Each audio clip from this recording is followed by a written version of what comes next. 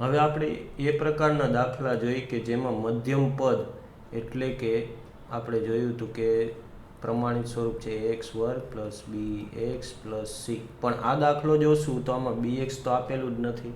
એટલે કે મધ્યમ પદ જો આપેલું ના હોય તો આવા દાખલા કઈ રીતે ગણવા? તો એક સૂત્ર આપણે આવતું કે એ સ્ક્વેર માઇનસ બી સ્ક્વેર હોય તો એને કઈ રીતે લખાય? એ પ્લસ બી પહેલા કૌંસમાં અને બીજા કૌંસમાં એ માઇનસ બી. તો બસ એ જ રીત અહીંયા અપનાવવાની છે. એ સ્ક્વેર માઇનસ બી સ્ક્વેર જેવું સ્વરૂપ લઈ આવવાનું છે. જે અહીંયા એ સ્ક્વેર તો છે એક્સનો વર્ગ, પણ બી સ્ક્વેર નથી. તો બી સ્ક્વેર આપણે લખી શકીએ 81 ને આપણે 9નો વર્ગ લખી શકીએ. 9 × 81 તો અહીંયા લખવાનું 9નો વર્ગ. હવે જો આના જેવું થઈ ગયું તો હવે આપણે પહેલા કૌંસમાં એ પ્લસ બી, એ બરાબર છે એક્સ પ્લસ બી બરાબર અહીંયા છે 9. બીજા કૌંસમાં એ માઇનસ બી, એ એક્સ માઇનસ 9, આના બરાબર મૂકવાના 0. હવે પહેલા કૌંસ બરાબર 0 હોઈ શકે અથવા બીજા કૌંસ બરાબર 0 હોઈ શકે. જો આ હોય તો જવાબ આવશે -9, આ હોય તો જવાબ આવશે +9. તો આના બંને ઉકેલ મળી ગયા, -9 અને +9. તો આ પ્રકારના દાખલા આ રીતે ગણવાના થશે. હવે જો આ એ પ્રકારનો દાખલો છે તો આપણે અહીંયા ax વર્ગ એટલે x વર્ગ તો લખી નાખ્યું, માઇનસ કરી નાખ્યું, પણ 15 છે એનું વર્ગમૂળ તો આપણે કાઢી શકીએ નહીં. તો એક વસ્તુ યાદ રાખવાની કે વર્ગમૂળમાં x ગુણ્યા વર્ગમૂળમાં x કરીને એટલે જવાબ આવે x. ટૂંકમાં વર્ગમૂળમાં કોઈ પણ સંખ્યા માની લો 3 લીધી અને એનો ગુણાકાર એ વર્ગમૂળમાં 3 હારે કર્યો તો જવાબ આવે 3. તો અહીંયા વર્ગમૂળમાં 15 ગુણ્યા વર્ગમૂળમાં 15 કરી તો જવાબ આવે 15. કેમ જવાબ 15 આવે? કારણ કે વર્ગમૂળમાં 15 ગુણ્યા વર્ગમૂળમાં 15 એટલે વર્ગમૂળમાં 15નો વર્ગ. વર્ગમૂળમાં 15નો વર્ગ બરાબર જવાબ આવે 15. તો 15 ને આ રીતે લખવાનું, વર્ગમૂળમાં 15નો વર્ગ. હવે જો એ સ્ક્વેર માઇનસ બી સ્ક્વેર થઈ ગયા એટલે પહેલા કૌંસમાં એ પ્લસ બી, બીજા કૌંસમાં એ માઇનસ બી. પછી જેમ આગલો દાખલો કર્યો હતો એ રીતે. હવે માની લ્યો કે છેલ્લું પદ જ આપેલું નથી, પહેલા બે પદ જ આપેલા છે, કોઈ છેલ્લું પદ આપેલું નથી. પ્રમાણિત સ્વરૂપ છે તો આમાં તમે જોઈ શકો છો પહેલા બે જ આપેલા છે, છેલ્લું પદ છે નહીં. તો આ સાવ સિમ્પલ રીત છે. આ બેમાંથી કોમન કાઢવાના. શું કોમન છે? તો કે એક્સ છે અને 3 છે.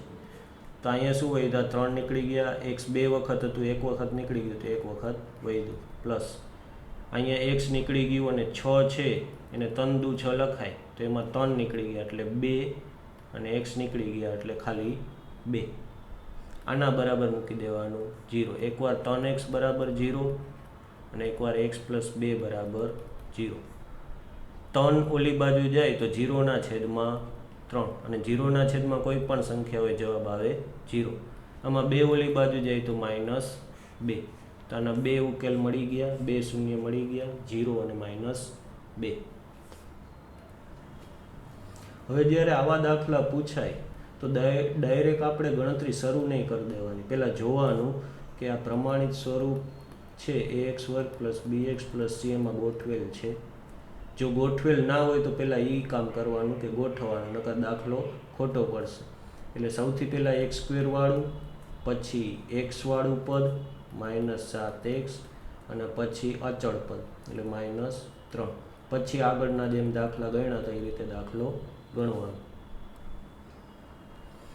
હવે ઘણીવાર વર્ગમૂળવાળી સંખ્યા આવી જાય તો એમાં ગોટે ચડી છે કે 2 વર્ગમૂળ 5 છે મધ્યમ પદ. 15 × 15 તો કર્યું, હાલો 15ના એવા ભાગ પાડો જેની બાદબાકી કેટલી થવી જોઈએ? તો કે મધ્યમ પદ જેટલી. મધ્યમ પદ છે 2 વર્ગમૂળ 5. તો આવી રીતે આ ભાગ કઈ રીતે આપણે પાડી શકીએ? 15ના એવા ભાગ પાડો કે જેની બાદબાકી 2 વર્ગમૂળ 5 થતી. હવે જો આપણે 15 છે એના 5 તેરી 15 ભાગ પડે. અહીંયા 5 તેરી 15 જ કેમ મેં લીધા? કારણ કે એમાં પાછળો આવે છે. પાછળો આવે છે એનાથી ફાયદો શું? વર્ગમૂળમાં 5 વાળું કંઈક મળશે.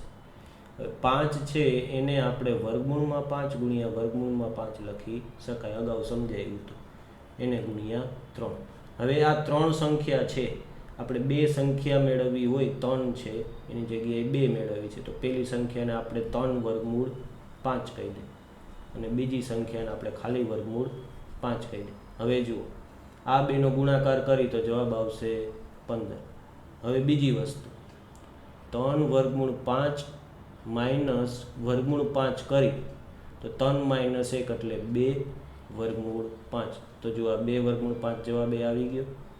એટલા માટે આના જે ભાગ પડશે 3 વર્ગમૂળ 5 x અને વર્ગમૂળ 5 x, બરાબર. તો આ મધ્યમ પદ કાઢીને આ પદ છે એ ફિટ કરી દેવાનું રહેશે. બાકી નિશાનીના જે કાંઈ નિયમ છે એ લગાડવાના રહેશે. હવે આ પ્રકારનો દાખલો હોય એમાં પહેલાં તો વર્ગમૂળ 3 અને વર્ગમૂળ 3નો ગુણાકાર કરે એટલે જવાબ આવે 3. એ તો તમને ખબર જ હોવી જોઈએ. હવે તો 3ના એવા ભાગ પાડો કે જેની બાદબાકી, કારણ કે આ માઇનસ છે, બાદબાકી કેટલી થવી જોઈએ? મધ્યમ પદ જેટલી થવી જોઈએ. મધ્યમ પદ કેટલું છે? તો કે 2. હવે 3ના એવા ભાગ પાડી કે જેની બાદબાકી મધ્યમ પદ જેટલી થાય એટલે કે 2 થાય, તો એ છે 3 × 3, 3x અને 1x, બરાબર. તો આનું તો હવે ભાગ પાડવા તો સાવ સિમ્પલ છે. 3 × 3 અને 3 - 1 એટલે 2. તો એ મધ્યમ પદ કાઢીને અહીંયા 3x અને x લગાડી દેવાના, વર્ગમૂળ 3x² અને પાછળ હતા માઇનસ વર્ગમૂળ 3. હવે આ બેને નિશાની આપવાની વાત છે. નિશાની કઈ રીતે આપવાની? તો કે આપણે બાદબાકી કરી છે એટલે અલગ અલગ નિશાની મળશે. 3માંથી 1 બાદ કરી છે એટલે અલગ અલગ નિશાની મળશે. તો મધ્યમ પદની નિશાની છે એ મોટા પદને આપવાની, એની વિરુદ્ધ નિશાની નાના પદને. હવે આગળ શું કરવાનું? 2 2ની જોડી. હવે આમાંથી કોમન કાઢતી વખતે હજી ઘણા ભૂલ કરે છે કે આમાંથી કોમન શું નીકળે ને આમાંથી કોમન શું નીકળે. હવે જો અહીંયા વર્ગમૂળ 3 છે અને અહીંયા 3 છે, પણ 3ની અંદર શું સમાયેલા છે? વર્ગમૂળ 3 ગુણ્યા વર્ગમૂળ 3 સમાયેલા છે. તો વર્ગમૂળ 3 એ કોમન નીકળે, આ વર્ગમૂળ 3 અને એક વર્ગમૂળ 3. વર્ગમૂળ 3 કોમન કાઢી લીધા. x વર્ગમાં 2x સમાયેલા છે, x, તો 1x આમાંથી કાઢ્યા, 1x અહીંથી કાઢ્યા એટલે x એ કોમન નીકળી ગયા. એટલે હવે અહીંયા શું વધ્યું? આમાંથી 1x કાઢી નાખ્યા એટલે 1x વધ્યા. વર્ગમૂળ 3 તો બહાર નીકળી ગયા, વત્તાના વત્તા. 3 છે એ આ રીતે બનેલા હતા, એમાંથી 1 વર્ગમૂળ 3 બારે કાઢ્યું તો એ વધ્યું વર્ગમૂળ 3, અને x છે એ 1 હતું, એ 1 નું 1 બારે કાઢી નાખ્યું. હવે આમાં માઇનસ નિશાની આવી તો યાદ કરો, માઇનસ વાળું જ કોમન કાઢવાનું, પહેલાં જ માઇનસ લખી નાખવાનું. આમાંથી કંઈ કોમન નીકળતું નથી. જો કાંઈ કોમન ન નીકળતું હોય તો એકડો કોમન કાઢવાનો, એ પણ યાદ રાખજો. હવે અંદર જે કાંઈ લખ્યું છે એ જ લખવાનું, પણ નિશાની બદલાવાની રહેશે, કારણ કે -1 કોમન કાઢ્યું છે એટલે.